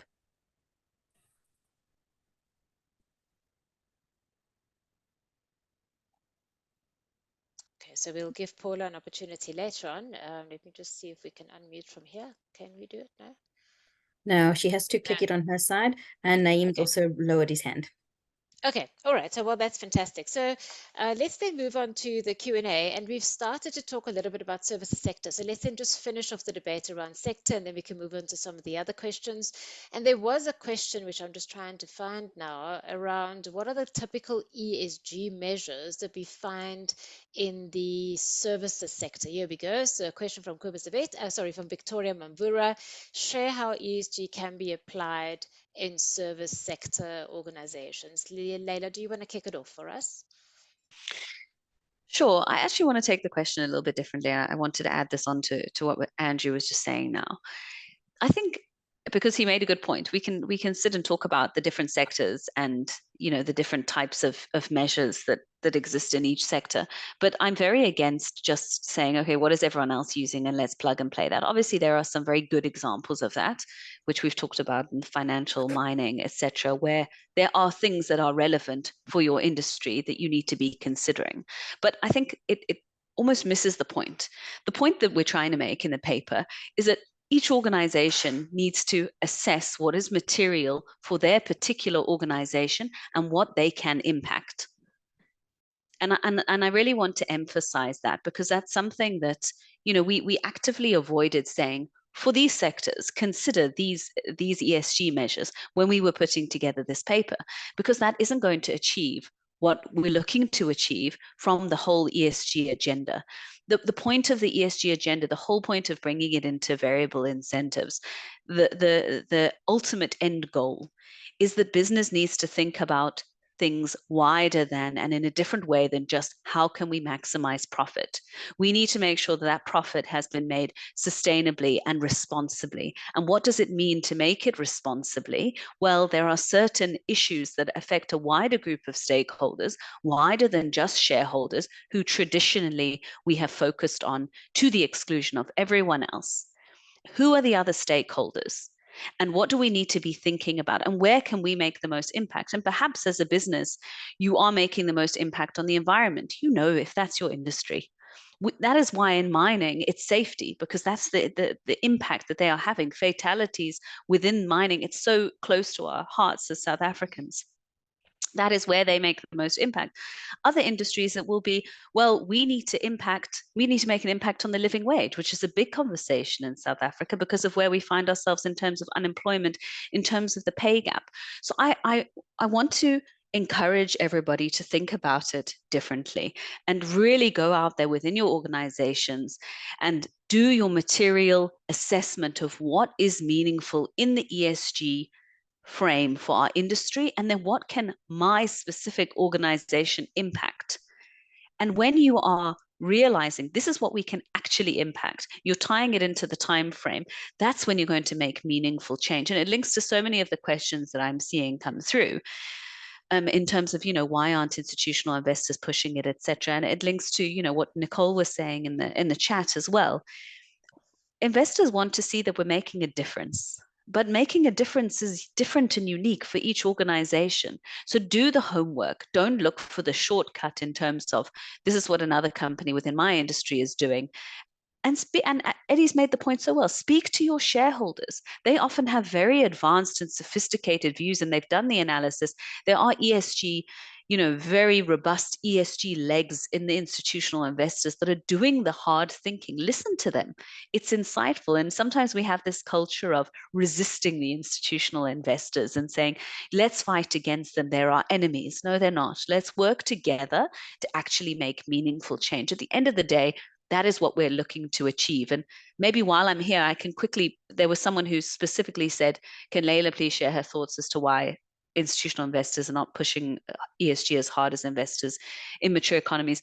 I don't think that it's not the case. I think there is a hesitation because of what I've talked about to push the agenda to say, bring it into your short-term incentive, bring it into your long-term incentive, because, and it links to another question that came through for me, because of this perception that executive pay just keeps getting increased and increased and increased. And that's not the idea. And that's why I, again, will say, I like the underpin. But we know that we're also balancing in a very unique environment where we do need to keep our executives. We do need to make sure that South African executives can earn wealth on a globally relevant basis. That's a very real risk that REMCOs are facing within our environment? How do we keep our best talent here? So it's a balancing act. We've got to make sure that we don't do something which is a knee-jerk reaction to what globally is happening or what an institutional investor is asking for, and it's well thought out. Sorry if I'm re-emphasizing the point, but I think these are things that I speak about with my clients, and I don't think we can underemphasize, and hopefully it comes through in the paper as well, because it's something we really tried to bring out. And I see I've inspired a lot of hands. Yeah, what's such a beautiful response there. Thank you very much, Leila and Tombi, and then Eddie, and then we also have Petros Madoda, who would like to just to raise a question. So let's start with Tombi. Yeah, I was just going to add to Leila to say Leila was emphasizing the shareholders, and I know she's talking about stakeholders, not shareholders, So because it is a much broader conversation. So yes, the engagements with the shareholders are great, but you must find ways as REMCOs to engage with the other stakeholders in the business, or at least be conscious of the issues that they face. Right, so that you can incorporate it into your measures. And then I think there was a question about the cautious approach that I was advocating for. That's precisely why I'm advocating for that, because there's just so much to deal with and so many opinions and views to take into account that you would be, if you roughshod over the shareholders, the impact immediately. If you go over the labor side of it, we know the impact of that. If you disassociate yourself from all the other stakeholders that are in your business, the staff, what, they vote with their feet and they're out. Then you have no business anyway. So you've got to find find the delicate balance, find a way of getting through all of that. And you're not going to be able to satisfy everybody, but at least if you hear people, and in our context in South Africa, we're not good at listening to each other, right? We've had a history of not listening to each other. So let's find creative ways to listen to each other and then build the outcome together, or as best together as is possible. Absolutely, not be tone deaf. So true. Thank you very much. Not be tone deaf. Those wonderful words. Yes. Thank you, Ntombi. Eddie. Yeah, so this whole thing about strategy and operations, even within a sector, as Leila said, you can't just copy and paste. It's got to be bespoke, like a Savile Row suit for that organization. And in terms of seeing companies that within the generic context say, well, can just copy this. It's got to be aligned. To have something for pay aligned to something that is a mismatch is just wasting money and also not preserving the ethics and what remuneration is all about. And then also in terms of South Africa, initially, boards were saying, I'm not in a dirty industry. I don't have to worry about ESG. I'm not polluting the environment. But even then, whilst we are not, certainly not Switzerland, Slovenia, or Sweden, I agree with what Ntombi said, that perhaps this country needs an emphasis on the social aspect. In terms, I'm not in any way diminishing the importance of the E and the G, but in this country, the creation of jobs is so vital in terms of not only giving the people the dignity of work, but also all the other follow-on ramifications that flow into our society, that businesses in South Africa need to pay particular attention, not only to pay, but also creating jobs. We cannot rely on the government to create jobs.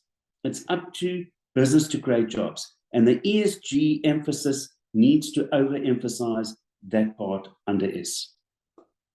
So every company in South Africa has got an ESG imperative, even the so-called clean industries. That's very true. Thank you very much, Eddie. That is absolutely so true. So, Eddie, whilst you have the floor, you certainly have inspired many of our delegates in terms of your very regular engagements with shareholders.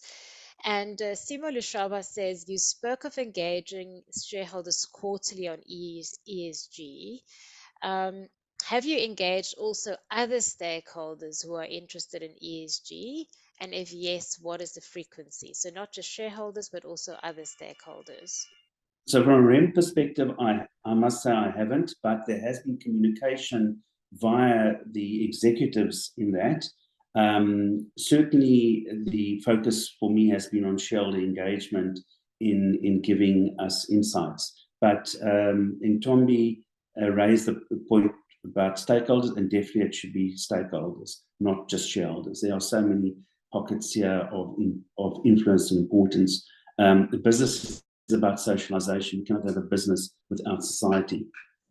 So I would agree that that needs to be done. Certainly I've imported the communication threads that have been held by the executives, whether it's with labor union, with trade unions, with worker groups, with activists, etc.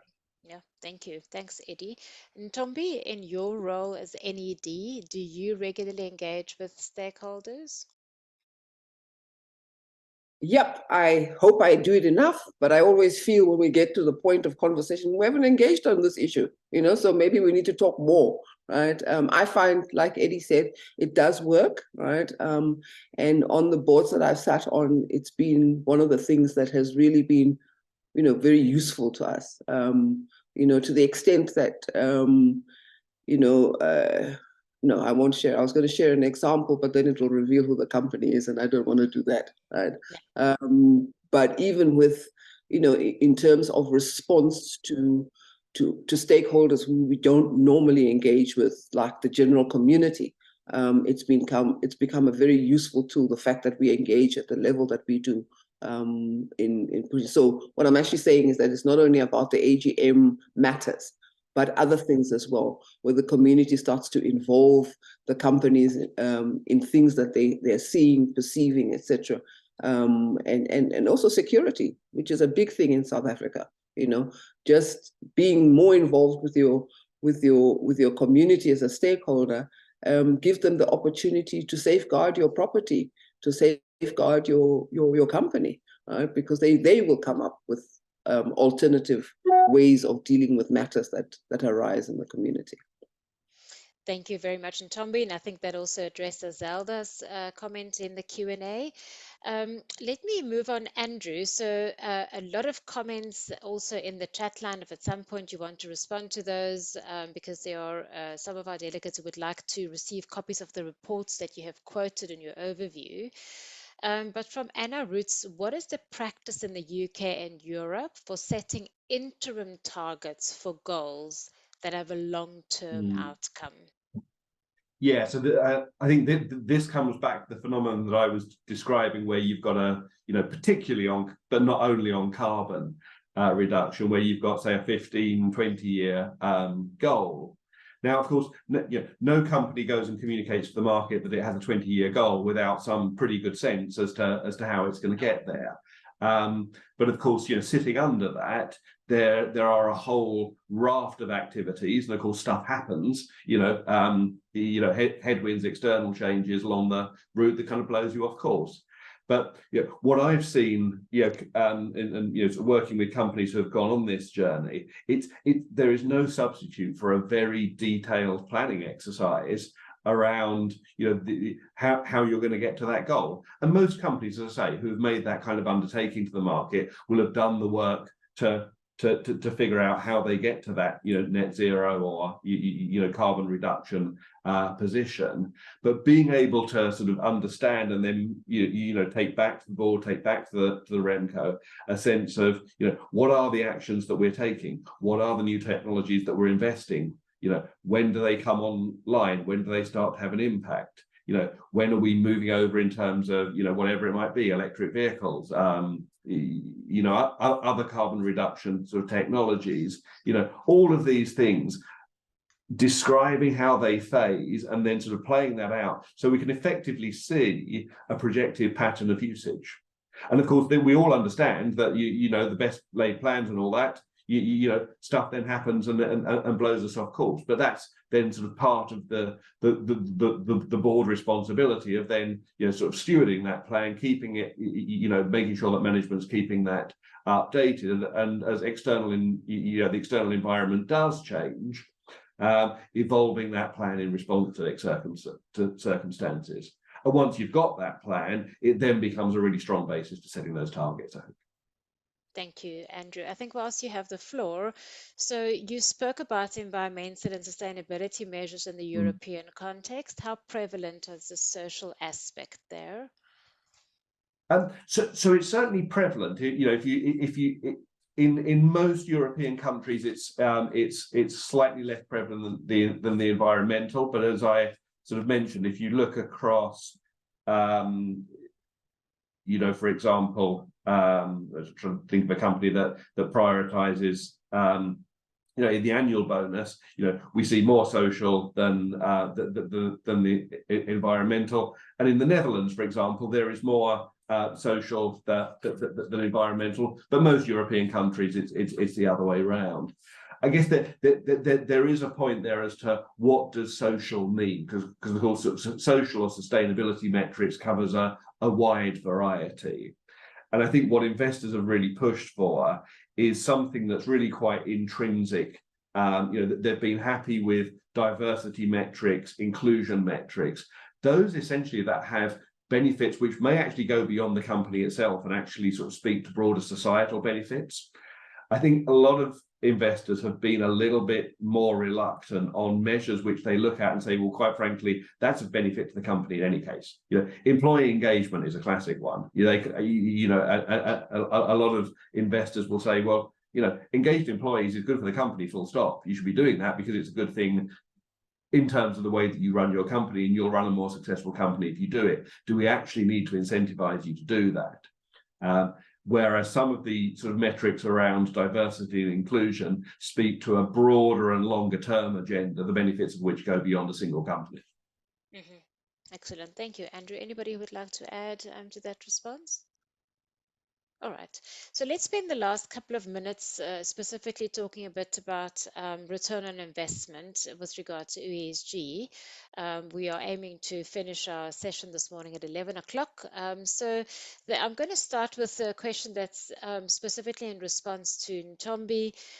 So you talk about so the mention here by Archant and Tobayani is that you raise a cautious approach towards ESG. Do you think that will be the death of economic growth and development? Is that the reason for advocating a cautious approach? No, I think very simply my advocacy of the cautious approach is to ensure better outcome, right, and more sure outcome. And I think I'm one of those people who believes you get all this other stuff right, the profits will follow, right? So the focus is, generally speaking, has always been get the profits right, then you have the money to do what you want to do. I'm saying do it the other way around, you know, and it'll just flow in, you know, from my view anyway. Very simple approach. Okay, very, very good. So I want to just add on to that in terms of saying, Tina Iboko, how do boards balance the priorities for a company that is not yet profitable but need to include ESG measures? So how do you do that in a context where you need inclusive growth in the early stages, you're not yet profitable? So how do you in fact approach that specific situation? Anybody who'd want to volunteer a response here? Shall I go? My mic on. You go, and then Leila, I see your mic also went off. Okay, well, Leila, go ahead because I just spoke. No worries. You're welcome to speak, or I will, either way. Okay. Well, I'm thinking that the best approach is to sort of say to yourself, this is what I can do, right? This is what's viable and possible within my particular environment, and then go. You know, it doesn't, not all of us need to go into carbon emissions, right? Yeah. Or noise pollution, you know, or, you know, whatever. But the things that we do that ensure that we are sustainable, right, are what matters. And the more you unravel it, it's like an onion. The more you unravel it, the more you find things that you can do, right? But if you do it with the right attitude and the right reasons as to what you're going to do. So it comes back to what we started with in the paper. What is the strategy? What is it that we're trying to achieve? And how do you incorporate what is relevant to you in the conversation around ESG? Absolutely. Leila? I'll just add on, a few small things. I think, again, I want to emphasize what's important to remember is incorporating ESG into pay is the end of the journey. So you don't have to start there, and you shouldn't start there. I used the term progressive a few times when I was talking about the content of the paper. So see it as a progression. But it's much the same as any business which is yet to be profitable. It's all a balancing act. So I think with those key things in mind, remembering that bringing it into pay is the outcome at the end of the day. I also think that where you are not profitable, again, it's more appropriate, and I probably sound like a broken record, it's more appropriate to use it as an underpin than as a means to increase pay. It just naturally goes hand in hand with you looking for profitability to be able to pay out, that it doesn't make sense to add to that when your short-term incentive is actually a cost.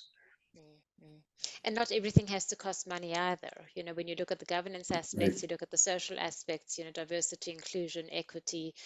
There's so many social matters that can be addressed that do not necessarily have to cost an arm and a leg, Eddie. Yes, and not everything is about pay. If pay is the deployer, you're talking about the strategy and cutting your cloth accordingly. It's the mindset. It's of if I call it the promoters of the business, and it's a journey. Don't forget there are plenty of very large businesses that are household names that may be subsidiaries of large groups that are unprofitable, have been around in the tech space or the disruptive space for a while. That doesn't mean to say you mustn't have ESG imperatives. Whether the executives' pay is aligned on some fashion or form with it is another matter. But it's in a startup, it's the journey that you're commencing with the right foot, the right mind space. And progressive, as Naila said, progressively as the business gets, perhaps if you don't adopt an ESG mindset, the business itself will not be sustainable. Thank you very much, Eddie. So let's take the last question. So Simo Leshaba talks about linking ESG to value creation. I think that's fundamentally what we spoke about also in terms of the strategy. And the view is that ESG is currently seen as the right thing to do. How do we change that mindset to ESG is fundamental to creating long-term value for the organization? Let's start with Andrew. Yeah, so I think there's a couple of things here. I mean, there's part of this, which is that ESG is simply the right thing to do, and investors, in part, are pushing it for that reason, and also because their underlying investors, the individuals who invest in their funds, are pushing them in that direction, and this. I think that in turn sort of speaks to some of the stats that I sort of mentioned sort of at the top of sort of my first remarks, which is if you look at what consumers are saying, if you look at what employees who are potentially joining companies are saying, all of them care about environmental performance of the companies that they're buying from or going to work in. And you could add to that, those of us who have mutual funds or what have you, care about where that money is going. So whichever part of the ecosystem that you're looking at, so the employment aspect, the consumer aspect, the investment aspect, the providers of capital, labor, or the purchasers of products care about the company's environmental record, its sustainability record, and how it operates as a company. And so that in itself feeds through to value creation. And then the other sort of flip side of this, which is almost at the extreme side, is we talk about value creation, but there's a really key part about value preservation. Because I'm certainly working with some companies who are in some of the more traditional industries, be they energy intense or what have you. And their concern, honestly, is that in 20 years' time, they might essentially be left with a stranded asset that effectively has no value. And part of this journey is to ensure that their company has longevity and continues to have relevance and continues to be able to function as a going concern as we as a society move through a transition, be it on energy or what have you. Thank you very much, Andrew. I'm afraid we have run out of time, so it's 11 o'clock on my watch. There are still a couple of questions, and I'm going to ask the panelists if you have a few more minutes just to also type in the Q&A box where you see the answer live, and just to give some perspectives there as well. I think to end off by reiterating that South Africa has a very unique and complex business landscape, which has been fundamentally impacted and informed by our history.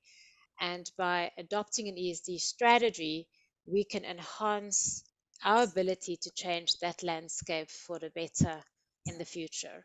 And let's all strive towards achieving that change. And that is it from me, and back to you, Vicky. Thank you very much. Thank you so much, Ronel, our REMCO chair, for facilitating the session, as well as our very experienced panelists. I think you've shared some really great insights. What I can see from the chat, everybody has enjoyed the session. So thank you, Eddie, Andrew, Intombi, and Leila. Before we say goodbye to everyone, there is a QR code on your screen, and Cindy has put the feedback survey on the chat earlier, but I'm asking you to also put the link again in now. Please, can you complete that, because we would like some of your feedback on the value of the paper that we presented today, as well as whether or not you've used some of the other guidance papers, as well as other guidance topic ideas or recommendations that you'd like the forum to consider for our next paper. So please do provide us that input. We would love to hear from you.